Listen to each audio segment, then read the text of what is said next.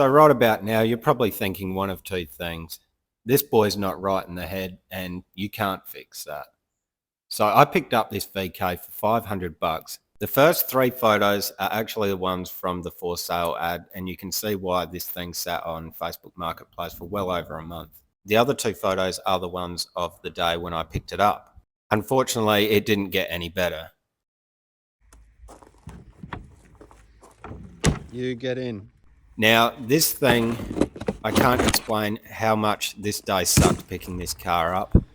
It was about mid to high 30s.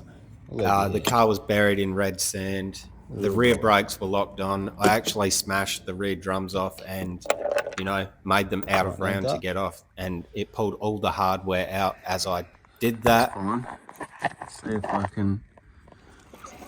Oh, fuck, don't throw rocks at me, you cunt. Don't throw sockets at me then. Oh, it's the wrong fucking size. The old man threw his back out and the exhaust got caught as we were loading it up on the trailer. Luckily though, the bloke who I bought it off of had access to a tractor, so that made life a lot easier. So I've just been pulling out this speedo drive and laying on this shit. Something you guys don't get to experience is stuff like this, dangling and touching your neck, face, hair. I'm assuming something had made a nest in here. Probably a mice. On the plus side, I have a new friend. He's definitely dead.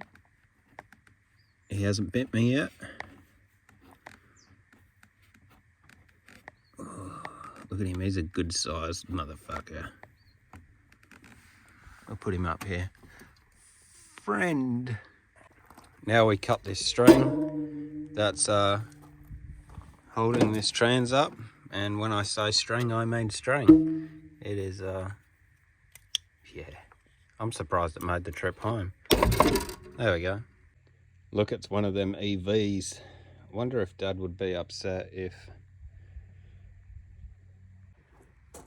So I'm going to go ahead, now that the trans is out, and start pulling out some of this gas lines.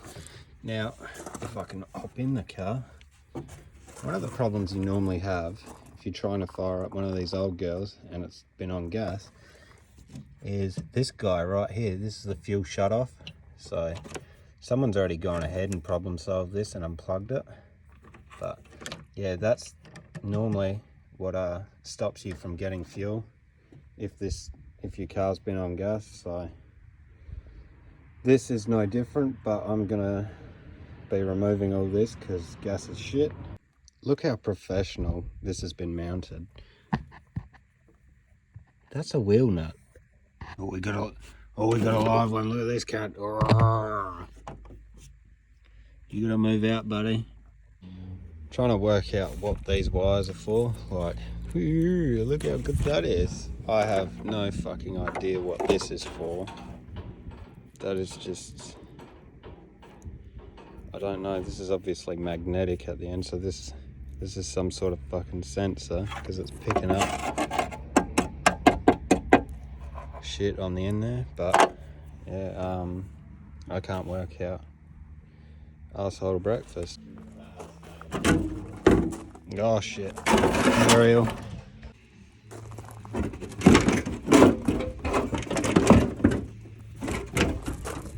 What are you fucking hooked on now? Oh, there's a bolt there.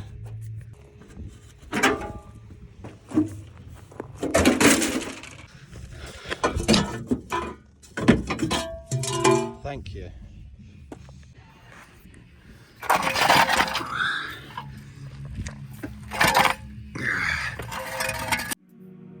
But once I'd started cleaning up some of the rubbish out of this car, it was time to clean it, mainly focusing on the engine bay and the cowl or plenum. I don't know what you call them in VKs, but tomato.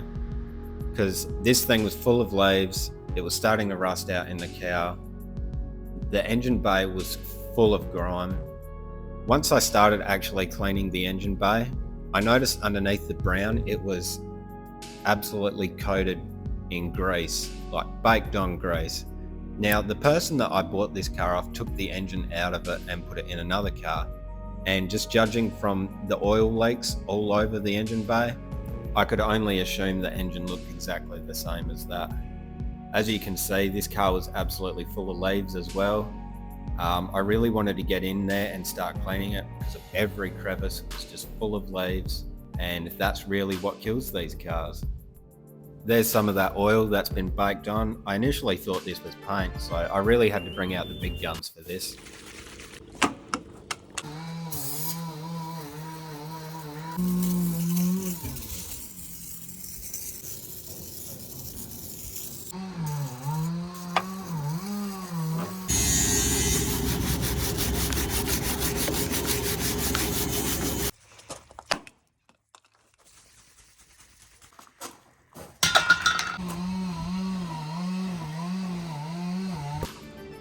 I generally don't use oven cleaner on parts because it does take paint off, but under the wheel arches, the K-frame, it works really well. I did have my work cut out for me with the rest of the engine bay. I didn't have to take the driver's side guard off, I did have to take the passenger one off. I didn't just want to take one off though and paint inside the wheel well, so I decided to take both off, and it did reveal some rust areas, so that will need to be fixed further down the track. As for the plenum, you can see the damage that the leaves and dirt have done in this, and I think a little bit longer and that would have been holes. There's that damage on the cowl again. I don't know why I keep filming that, but here's some of the aftermath of the oven cleaner on the K-frame. I will be painting that later down the track. But overall, I think the engine bay came out quite well. I still need to get rid of some wiring, but as for paint and cleanup, I think it looks quite nice compared to what it was. While I was there, I also gave the bonnet a bit of a gurney. Once that was done, it was time to move on to something else. Now, I want to get this motor out and see if it will run and see what the damage is to it, so I can figure out what I'm doing. The build begins. The build begins. The build begins. Please don't grind the glass, car. The build begins. That's fine. The build begins. Not the wiring. The build begins. Settle down. I don't think this is going to come out easy. Huh? I said the build begins. Cowl Chapel, Master Beta. Jesus Christ. What are you doing, you dickhead? Nothing. Fucking hell. What? I don't know.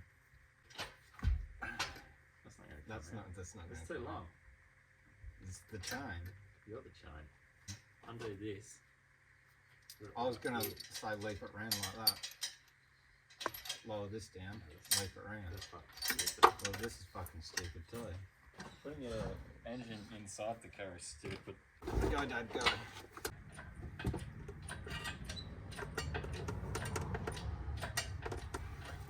Yeah, go. Right, now we're good. We're good.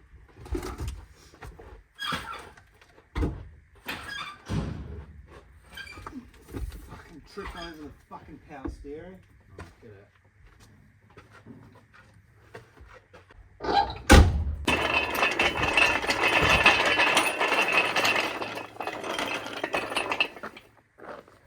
It's close. Yeah, fucker.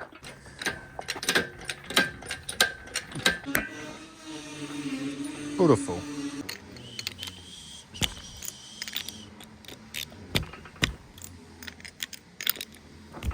Oh, fuck, that one's tight. Oh, boy.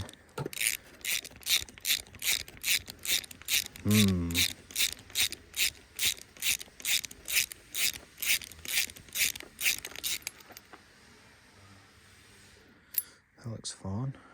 Stick him back in there for now.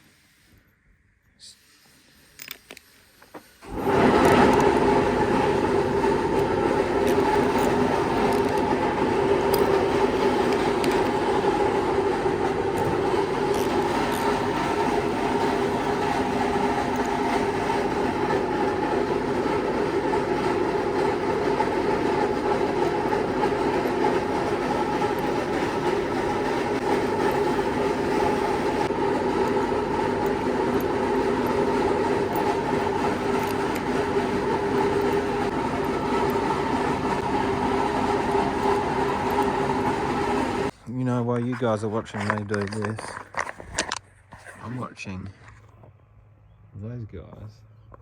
What's that? They're pistons, mate. That's pistons. Distance. That's what Lightning McQueen raced for. That noise didn't sound too friendly. That's what was hitting. Oh, pickup. Yeah, the pickup's not in. When I was turning it over in the car, I could hear it clanking when it was on like number 2.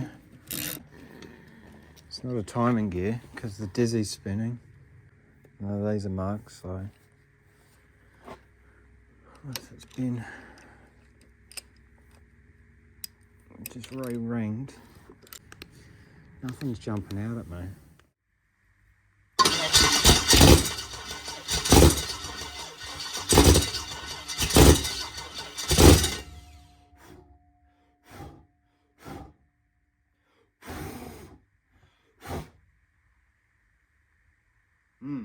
So this thing's now out in the paddock. This motor's done. It was making rod noise. The old owner that I bought the car off said he pulled it out because it was making rod noise, but he also said this motor was a 186. Now, if you look here where it says M, that's for EH179, but if you look here on the side of the block where it's meant to have, you know, HP if it was a 179, it has nothing, which tells me that that should be a EH149 because they were left blank and the EH179s were considered high performance compared to the, you know, the 149. But EH motors are meant to have 3 Welsh plugs on this side of the motor, and this has 1, 2, 3, 4, 5. So, you know, the believability of what the old owner said, you know, it's kind of low. He also told me this was a 186 bored out to 192. And that makes 2 for 2 because I ran this motor and this happened.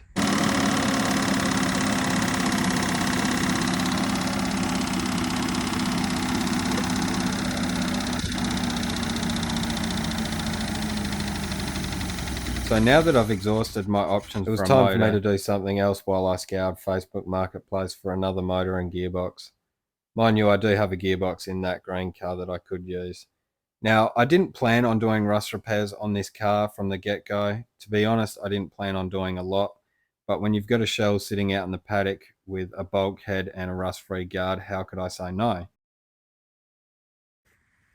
Sometimes my own stupidity amazes me. Trying to get this door off, it's got pins. I looked up on YouTube, I've seen a couple of videos, and I was like, I don't want to wait another week to get a tool to get these out. So what I did was, just imagine that's here. I got this wood screw, put it like that. I then got this hole punch, put it like that, and then hit it. Presto, it's out. It came out piss easy. And it saved me a week of waiting. So I got to do the bottom one. I got to hit that one up. So no doubt that'll be a nightmare.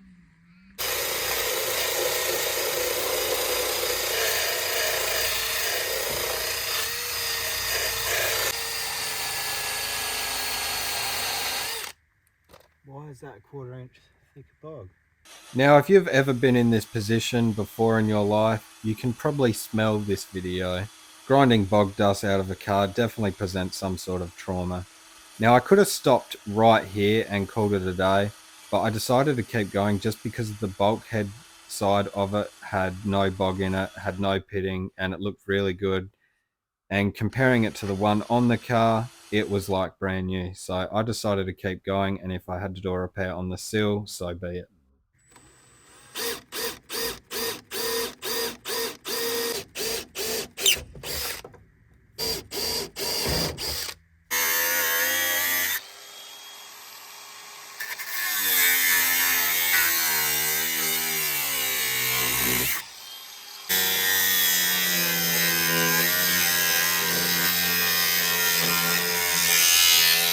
It's already popped off.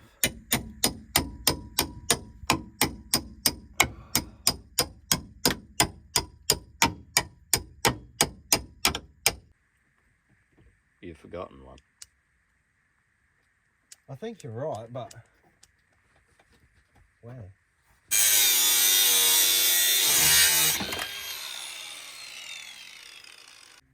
The fuck was holding it on? Oh, I had one right in here.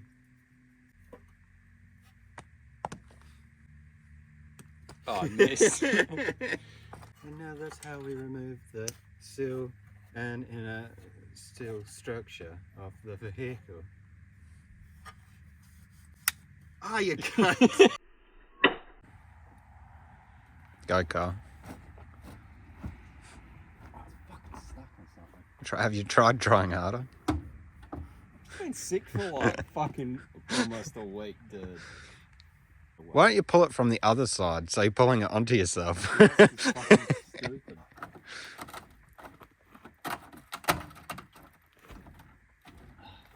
It's not gonna work.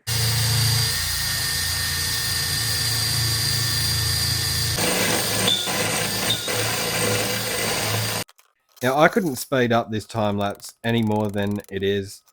This is the reality of unpicking things.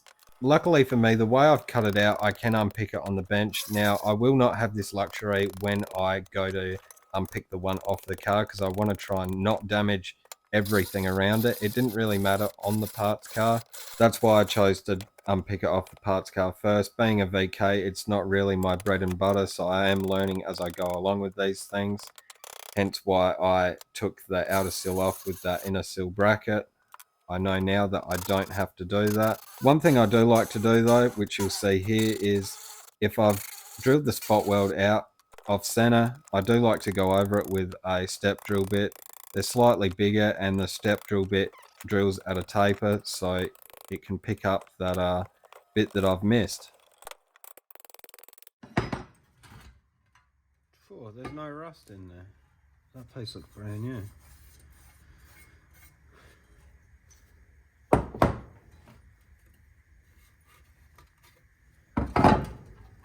Why was it full of bog then?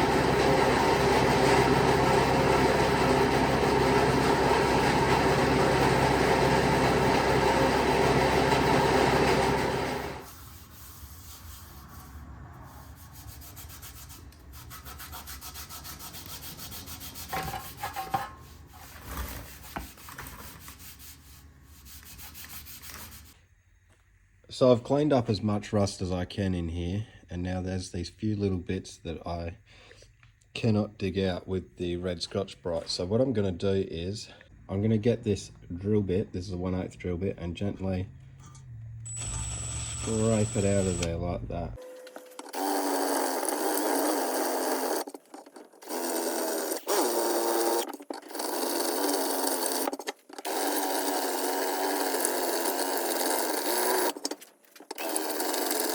Alright, so that's what it should look like. There's no more black left there. The black is rust. Don't listen to people who say when they've rust converted and the black is the rust neutralized. That is a lie.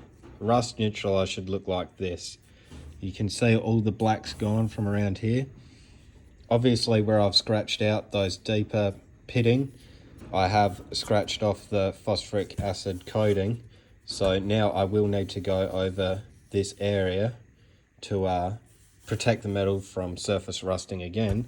But that is more or less the rust gone. As you can see, all the pitting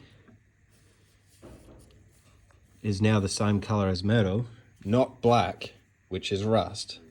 So now that that's done, I'll go over it again, but I am doing this one. Now this is a lot deeper and a lot more condensed rust. So what I've done here is I'm essentially waterboarding the rust. So I've stuck these on here. You can use a rag, a clean rag, not a dirty rag, and then you just pour your deoxidine on there and then it will do that and it will make short work of this. I'll pull a bit off here, and as you can see, that water is going, well, not water, the deoxidine is going brown, and that's just me scratching off the rust with my thumb. Now I've got gloves on, so I'm not digging at it with my fingernail. It's coming off that easy. So that is another way I like to do things. Ah, fucking hell.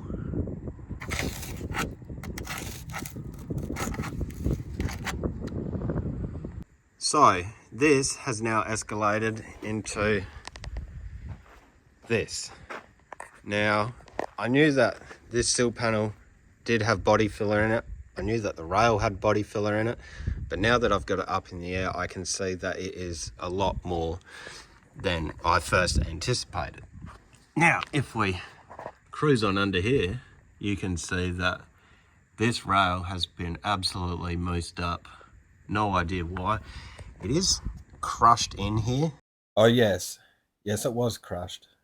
If only I knew back then what I know now, maybe my hopes and dreams wouldn't have become crushed, just like this chassis rail is. So, hopefully, it's been jacked up here and crushed it in, but judging from, you know, how scaly everything is, how much dirt's in this hole, I'm very, you know, I'm not holding my breath. Following this sill panel around, it has been moosed up as well. You can see the bog edge there. It goes all the way to about here. You can see where they haven't quite feathered it out, and there's, you know, it's a bit full there with filler. So before I cut the sill panel off the other car, I really need to strip this back and see what the extent is before I do anything, because I might not cut enough off. But before I even worry about that, let's do something with this.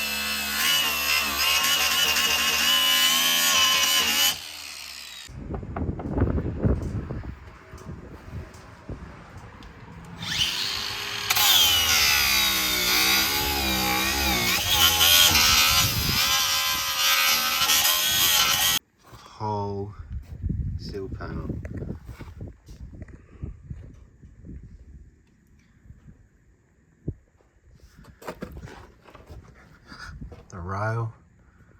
I haven't even unearthed all of that. But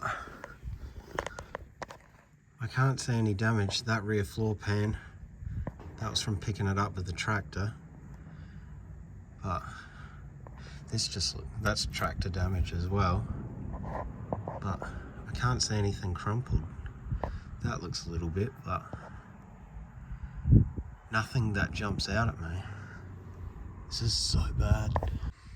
As you can see from that chassis damage there, it's damaged the floor. It's moved this.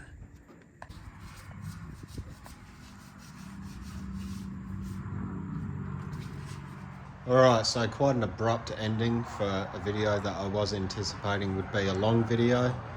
Unfortunately, with the damage to the chassis rail, it has transcended into the floor pan and the sill panel, which is the brute strength of these unibody cars. So even if I was to fix it, it still wouldn't have been, you know, it would never be perfect, and it would never live up to my standard.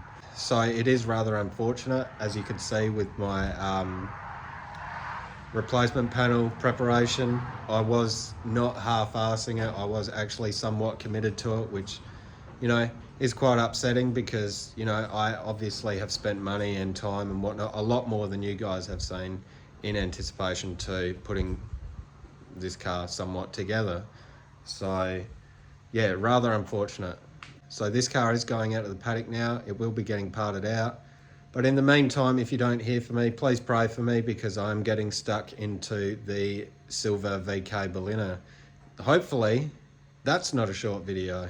Thank you for watching. You're all beautiful, like Lizzo.